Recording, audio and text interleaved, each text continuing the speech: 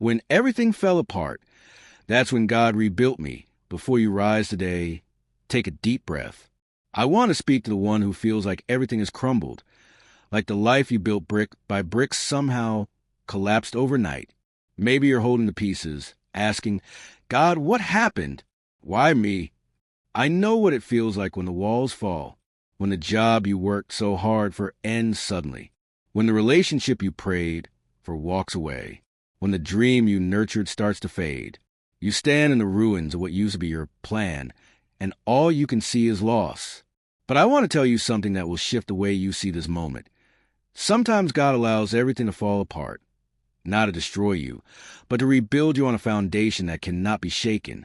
When my own life fell apart, I remember crying out like David did in Psalm 13, verse 1.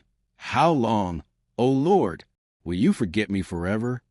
I didn't realize that God hadn't forgotten me.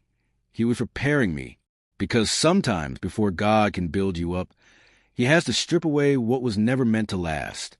That relationship that broke your heart, He saw what you couldn't see. That opportunity that slipped through your fingers, it wasn't rejection, it was redirection. Romans 8, verse 28 says, And we know that all things work together for good to them that love God, to them who are called according to His purpose. Notice it says all things, not just the good things, not just the easy things, even the heartbreak, even the closed doors, even the disappointments. All of it is part of the building plan. I remember walking through a season where everything I thought I needed was gone. I prayed for God to restore it, but instead He started restoring me. He stripped away my pride, my dependence on people, my habit of trying to fix everything on my own. And in that quiet place, that wilderness, I met a side of God I'd never known before.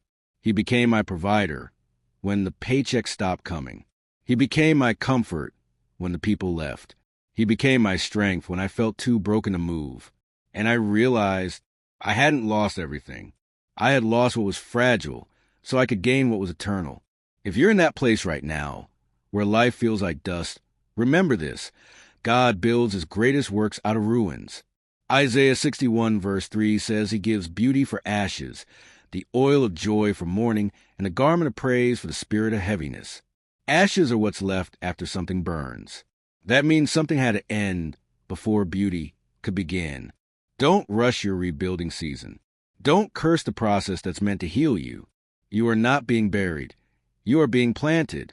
Jesus said in John 12 verse 24, Unless a grain of wheat falls to the ground and dies, it remains alone, but if it dies, it produces much fruit. That seed has to break before it can bloom. And maybe that's where you are, breaking but about to bloom. You see, the enemy wants you to focus on what you lost, but God wants to show you what's next. Every ending with God carries the seed of a new beginning.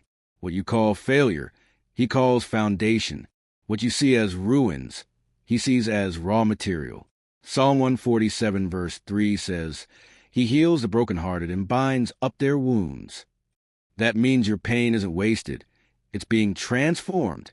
Every tear you cried is watering the next miracle. So today, I want you to do something bold. Instead of asking, why me? Ask, what are you building, Lord? Because if He allowed it to fall apart, He has a plan to make it better than before. In Haggai 2 verse 9, God promises, the glory of this present house will be greater than the glory of the former. That means what's coming will outshine what was lost. Your comeback will be louder than your breakdown. Your healing will be deeper than your hurt. Your peace will last longer than your pain. When everything fell apart, I thought my story was over. But it wasn't. It was a prelude to God's masterpiece. He rebuilt me stronger, wiser, softer, anchored not in what I had, but in who He is. So if you're listening right now with a heavy heart, I want you to hear this. You will rise again. You will laugh again. You will see why it had to happen this way. Because the God who created galaxies out of chaos can create glory out of your brokenness. He's not done with you. He's rebuilding you. Sparkles close with this affirmation.